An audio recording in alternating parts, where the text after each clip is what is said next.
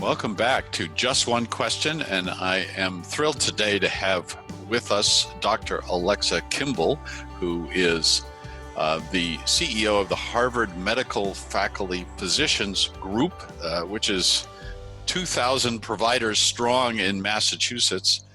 She's also a professor at Harvard Medical School and a practicing dermatologist. Doctor, I have this little spot here I'm going to ask you about later. Welcome, Dr. Kimball. I promise I won't ask you any medical questions on this show. First of all, just check in and tell us how you're doing. Thanks so much for having me here today. It's been an incredibly busy time, as you can imagine, but I've had a few moments to reflect in the past week or two, and we're a few months post-surge here, and mostly I'm really proud.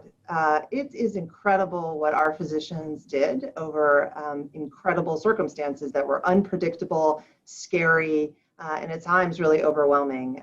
And they rallied. It was never chaotic. They were committed. They did everything from little acts of kindness to sort of grand innovations. At the end of the day, we saved a lot of people.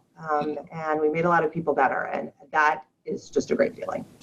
That's fantastic. So thank you, and thanks to all of your physicians on behalf of us grateful citizens of Massachusetts, because we're still in the case of trending down, pretty much holding reasonably steady, and that's a great thing, especially as we see some of the other states around us go in the opposite direction. So thank you for all that, and thank you to all your colleagues.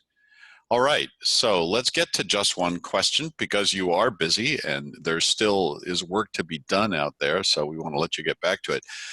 And that is, as you alluded to, we've been in this thing for a while now, this pandemic, long enough to get our sea legs a bit and decide whether we're going to go the distance or just give up and go fetal. Some days I'm tempted to do that. But and the question really is, so we've all made this transition to a virtual world. We're communicating virtually now as a matter of habit. What's working for you and in your professional experience, and what's not working? What could be a whole lot better? It's been a dramatic shift for us. We had been doing maybe a handful of telehealth visits a week and had to rapidly escalate to almost a couple thousand on a daily basis. So it has been an incredible ramp up. I will say a lot of it has been phone and video, but it has been a grand experiment. And the first thing I would say is, if you thought it was the regulatory environment and the lack of payment for telehealth that was holding it back, we have now demonstrated that's true. The technology is there, and as soon as those barriers were removed, the floodgates just opened. Obviously, we had a really strong clinical need. So I'll talk about two things. One is on a technical level, what have we found? And then really on a clinical level, what have we found? And on a technical level, I would say, mostly the technology works pretty well once you're synced in. People really love it. We have definitely not seen a trend where older people have more trouble with it. In fact, we've seen more uptake with older people. I think it's everything from grandparents who are, talking to their grandkids on FaceTime. They are all in. So that has not been an issue at all. But what we have found is, for more complicated interactions, you need an interpreter. You are not in a setting where it's easy for you to access it. And remember, we still have real privacy issues that we need to protect. We need people to understand those, so there's a consent element that's important. Sometimes we have trainees we want involved. Sometimes patients want family members involved. So figuring out how to make the technology do those things in a way that is protected has been harder than I would have liked, and takes some manual workarounds, frankly, till we figure out a better way to automate that. So those are still some of the barriers that are there. It just can't be quite the same as when you pick up Truly and just click in to talk to somebody casually. It has to have more formality. So that's fine. We'll get those things done, but they do require some work and attention. Interestingly, on a clinical side, you, as a physician, you get actually some elements of new information you never got before, but you also lose some as well. So some of the new things that you see is you see your patients in their home environment, right? You see What is their experience like? That gives you a lens you never get in sort of an anonymous patient room where the room is always the same. It's just the patients that change. Mm-hmm. And that's a really different kind of feel. And there's also really nice things that you can do in terms of showing other documents, screenshots, and other things, which I guess we could do in the clinical setting, but somehow seem much easier to do when you can just pop up the screen and pop it down and you're already Mm-hmm. signed in and it's all right there and you were looking at it anyway. So I do think there's a nice reinforcing element that we're able to do. The things that you can't do, though, are that mole you wanted me to look at is actually pretty hard to do.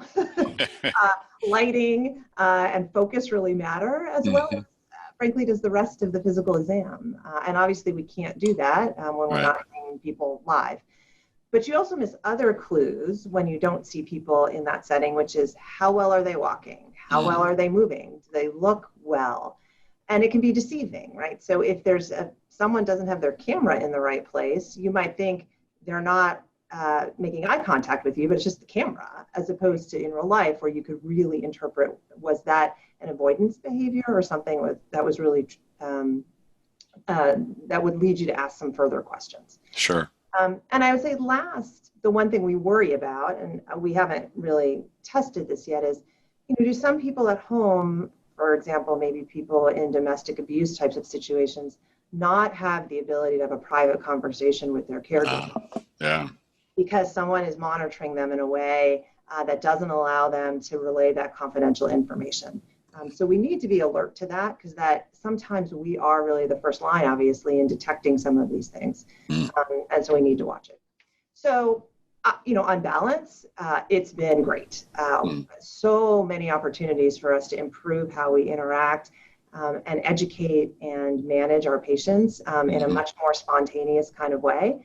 But I would say, like everything with technology, it makes easier things easier and harder things harder.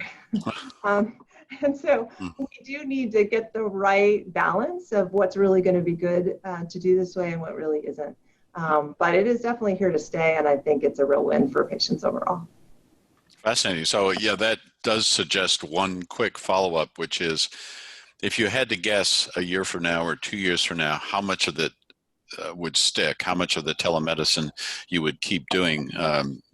At this point, do you have any sense of that? Is it too early to tell?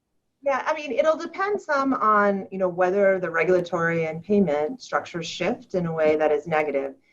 Classically, payers have been reluctant to pay for this kind of interaction because they felt like it would be overutilized and they didn't pay for phone calls before, so now they'd be paying for things they didn't. So we're all watching that really carefully and advocating for the fact that this is so important for us to preserve for patients. So that's one. But the other is what do patients feel about it at the end of the day? Right. Already as we've opened up our clinics and seen more people in person, we are seeing the virtual visits fall off. So, the level, my gut is it's in the 10 to 15% range is where it's naturally going to sit with some effort. So it won't take over everything, but it'll be an important integrated part of what we do. Fascinating. And it'll depend specialty to specialty too. Of course, that's right. And I guess some routine visits might be easier to do where you're not changing, you're just sort of checking up on things. Well, yeah, exactly. So as a dermatologist, just specifically, again, I can't do a skin check on video. Right. It's actually sort of a horrifying thought, right, given all the privacy issues. But I do treat patients with a lot of injectable medications and other things. And if they're doing great, I can get some labs, I can have a conversation. I can do that monitoring remotely during the year, maybe do a 1 year in-person follow-up. And that's a win for everybody. So it's really about just matching the right case with the right problem to make sure you get the best outcome. Dr. Alexa Kimball, everybody. Hang in there, and thank you again for the work that you and your physicians are doing. It's amazing. It's been beautiful to see the way in which the medical world has stepped up to this. When sometimes the help hasn't been all that great from other sectors of the of the economy. So thank you, and thanks for this. It's fascinating. I may reserve the right to come back to you a year from now and just check in to see how that number turns out. Danger of predictions. That's right. Yeah. This one I'm very interested in. So thank you. Great, thank you.